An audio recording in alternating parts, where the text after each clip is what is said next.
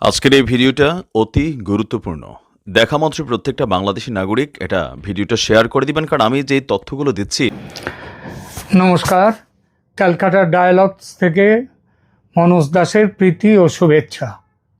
8ই August 2024 নোবেলজয়ী doctor Mohammad Yunus যে ক্ষমতায় বসলেন, কে তাকে বসালো? মাসখানেক পর নিউ ইয়র্কে ক্লিন্টন ফাউন্ডেশনের সভায় ইউনূস নিজের মুখে বলেছেন তার নিয়োগকর্তা ছাত্ররা। ছাত্রদের মাথায় কে? জামাত। তার মানে ইউনূসের আসল নিয়োগকর্তা জামাত। জামাতের জোর কোথায়? বাংলাদেশ সেনার জোরে চলছে জামাত। বাংলাদেশ সেনাকে চালাচ্ছে কে? পাকিস্তানের আইএসআই এর মাথায় আমেরিকা। এই ছিল বাংলাদেশে 24-এর বিপ্লব বলুন আর ষড়যন্ত্র বলুন, তার আসল চেহারা। পরিকল্পনা আমেরিকার, বাস্তবায়িত করার দায়িত্ব ছিল মুখ্যত জামাতের। জামাত খুব সুন্দরভাবে সাজিয়েছিল প্লট, ঘুঁটি সাজিয়েছিল। ইউনূসকে বেছে নিয়েছিল কারণ লোকটা রাজনীতির লোক নয়, কিন্তু রাজনৈতিক উচ্চাসা সেটা আবার ভয়ঙ্কর। ক্ষমতালোভী, নোবেলজয়ী, উদার চিন্তাধারার মানুষ হিসেবে পরিচিতি, তার উপর আবার ধার্মিক মুসলমান নন, নামাজ পড়েন না, সমকামিতাকে সমর্থন করেন, ডিপ স্টেটের কাছের মানুষ।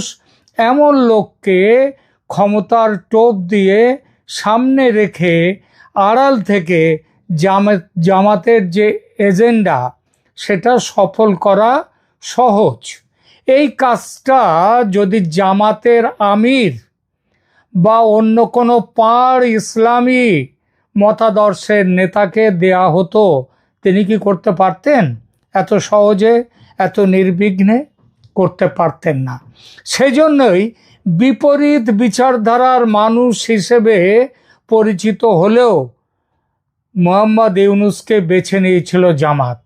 জামাত এটাও বুঝেছিল আধুনিক, উদারবাদী, গরিবের মাসিহা এই চেহারার আড়ালে এই মানুষটা গরিবের রক্ত চুষে খাওয়ার ব্যাপারটা জানে ভালো। অর্থাৎ খুব ভালো একটা মুখোশ এই লোকটার আছে, একে দিয়ে কাজ হবে। আর এই বেছে নেওয়াটা যে কত সঠিক ছিল, গত 1 বছরের বাংলাদেশ সেটা হাড়ে হাড়ে টের পেয়েছে। ভাবুন তো, জামাতের আমির শফিকুর রহমান তিনি যদি আজ প্রধান উপদেষ্টার চেয়ারে থাকতেন, আর প্রধান উপদেষ্টার চেয়ারে যদি থাকতেন আর তিনি যদি এইভাবে বেছে বেছে গণহারে জেল থেকে জঙ্গিদের ছাড়তেন, ইউনূসের মতো যে আজ যেটা ইউনূস করেছেন এতদিন ধরে, তাহলে দেশে বিদেশে কীরকম হল্লা হতো সেটা একবার ভাবুন তো। যেভাবে মব জাস্টিসের নামে পুলিশ হত্যা চলেছে, গত বছর আগস্টে আওয়ামী লীগের নেতাকর্মীরা যেভাবে কচুকাটা হয়েছে, যেভাবে মানবাধিকারের 12টা বাজানো হয়েছে বাংলাদেশে, সংবাদ মাধ্যমকে ভয় দেখিয়ে ভাঁড়ে পরিণত করা হয়েছে, যেভাবে মেয়েদের ইসলামী আইন কানুনের বস্তায় বন্দি করা হয়েছে, এই সব কাজ জামাতের আমির প্রধান শাসকের চেয়ারে বসে করলে তার কি প্রতিক্রিয়া হতো বিশ্বজুড়ে একবার ভাবুন তো। হই হই করে উঠত সবাই। কিন্তু এসব কাজ করা হয়েছে ইউনূসকে নেতৃত্বে রেখে। তার ফল দেখুন, যে সমালোচনার ঢেউ ওঠা উচিত ছিল তার কিছুই ওঠেনি। সুতরাং মুখ হিসেবে ইউনূসকে বেছে নিয়ে জামাত দুরন্ত চাল দিয়েছে। জামাতের আর একটা খুব ভালো চাল, সেটা হলো সেনাপ্রধান ওয়াকারুজ্জামানকে একেবারে ঠিকঠাক ব্যবহার করাটা। একেবারে প্রথম থেকে এমন একটা ধারণা ছড়িয়ে দেওয়া হয়েছিল যেন ওয়াকার হলেন ইউনূসের বিরোধী। তিনি যেন ইচ্ছা না থাকলেও ইউনূসকে মেনে নিতে বাধ্য হচ্ছেন। প্রচার করা হলো প্রধান উপদেষ্টা হিসেবে ইউনূসের নাম উঠতে ওয়াকারুজ্জামান নাকি তীব্র আপত্তি করেন। এমনই তীব্র সে বিরোধিতা বা আপত্তি যে কয়েক মিনিটের মধ্যে আবার ঘুরে গিয়ে সেটা মেনেও নেন। কারণ তিনি তো ভালোই জানেন ইউনূস হচ্ছে যন্ত্র, আসল যন্ত্রীকে, যন্ত্রী হচ্ছেন জামাত। এই সবটাই আসলে জামাতের গেম প্ল্যান, মানুষকে বুজরুকি দেওয়ার চাল। সরকারের মধ্যে কিঞ্চিত বিরোধিতার একটা জায়গা রাখলে বাইরে থেকে বিরোধিতার স্পেসটা কমে যায়, পাবলিককে ধোঁকা দেওয়ার কাজটা ভালোভাবে করা যায়। সবাই ভাবতে থাকে আরে ইউনূস যা করছেন করুন, উনি তো যা করছেন তার বিরুদ্ধে তো কথা বলছেন ওয়াকারুজ্জামান।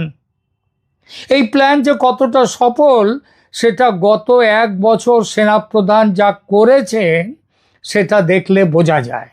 ইউনূসকে দিয়ে এ পর্যন্ত জামাত যা যা করিয়ে নিয়েছে তার সবগুলোতেই আপত্তি তুলেছেন সেনাপ্রধান, কিন্তু কোনোটাতেই সেনাপ্রধানের তরফ থেকে কোনো রকমের বাধা সৃষ্টি করা হয়নি। মব সন্ত্রাস, অপারেশন ডেভিল হান্ট, মুক্তিযুদ্ধের স্মৃতিচিহ্নগুলো একের পর এক গুঁড়িয়ে দেয়া, ধানমন্ডির 32 নম্বর ভেঙে ফেলা, সাম্প্রতিক গোপালগঞ্জের যে ঘটনা, আরও অজস্র কাজ। সব কাজে কম বেশি বিরোধিতা মৌখিকভাবে করেছেন সেনাপ্রধান, কিন্তু সব কাজেই প্রত্যক্ষ বা পরোক্ষভাবে মদদ দিয়েছে সেনা, কোথাও কোনো বাধা সৃষ্টি করেনি। সরকারের অপশাসনের ফলে যখন মানুষের মধ্যে ক্ষোভের সঞ্চার হচ্ছে, সরকার বিরোধী মানসিকতা তীব্র হচ্ছে, তখন সেনাপ্রধানকে দিয়ে যাত্রা দলের বিবেকের মতো কিছু গান গাইয়ে নেওয়া হয়েছে। তিনি গান গেয়েছেন, সরকারের সমালোচনা করেছেন, জ্ঞানের কথা বলেছেন, কাজের কাজ শূন্য। এই সব কিছুই প্ল্যান মাফিক।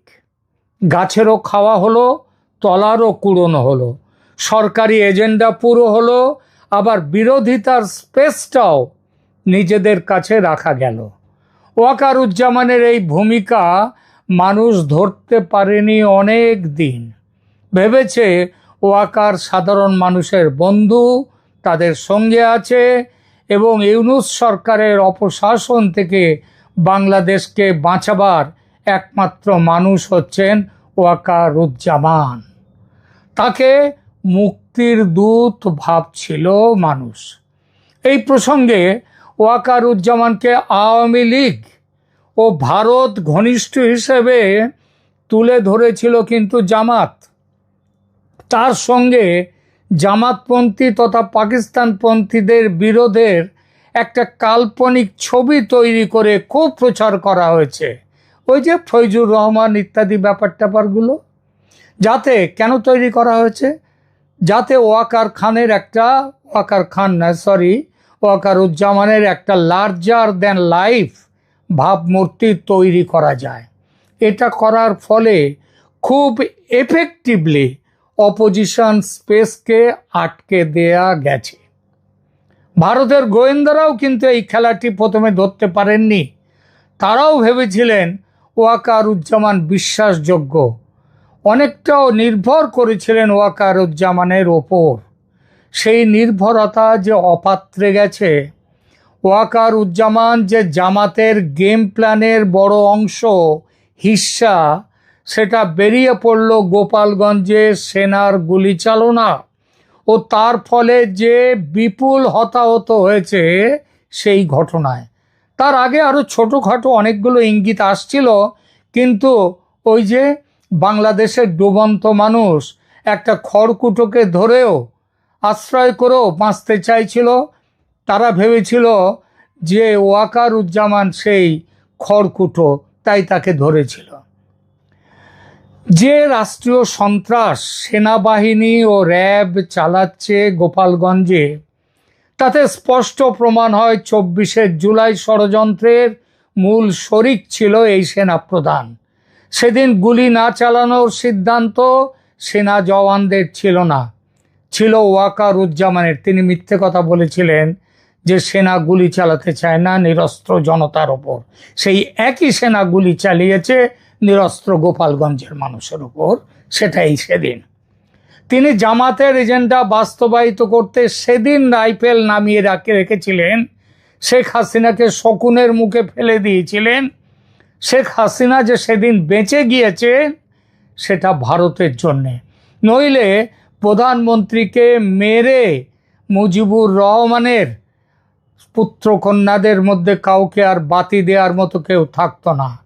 গণভবনে গোপনে স্নাইপারদের ঢুকিয়ে হাসিনাকে খতম করার পেছনেও ছিলেন এই ওয়াকারুজ্জামান। প্রধানমন্ত্রীর নিজস্ব গার্ডরা তারা বানচাল করে দিয়েছিল সেদিন হত্যার চক্রান্ত।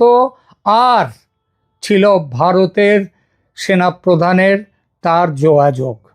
ওয়াকারুজ্জামানকে নিয়ে এইসব কথা যদি আজ থেকে 6 মাস আগে বলতাম তাহলে শুনতে হতো আমি গুজব তৈরি করছি, গুজব ছড়াচ্ছি।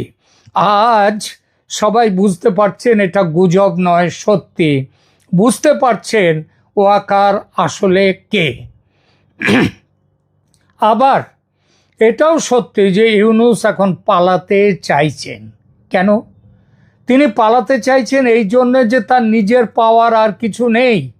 নিজের বিরুদ্ধে যেসব মামলা চলছিল সেগুলো সরকার তুলে নিয়েছে। কর ফাঁকির জরিমানার 666 কোটি টাকা ফেরত দিতে হবে না। ভেবেছিলেন যে নির্বাচনে লড়ে নির্বাচনে জিতে পাকাপাকিভাবে ক্ষমতায় বসবেন। এনসিপি দল তৈরি করলেন সেজন্যেই, কিন্তু সেগুড়ে বালি। তিনি বুঝে গেছেন নির্বাচনে এনসিপি একটি প্রান্তিক শক্তি ছাড়া আর কিছু নয়। আর তিনি না চাইলেও নির্বাচন করতেই হবে দেরি না করে।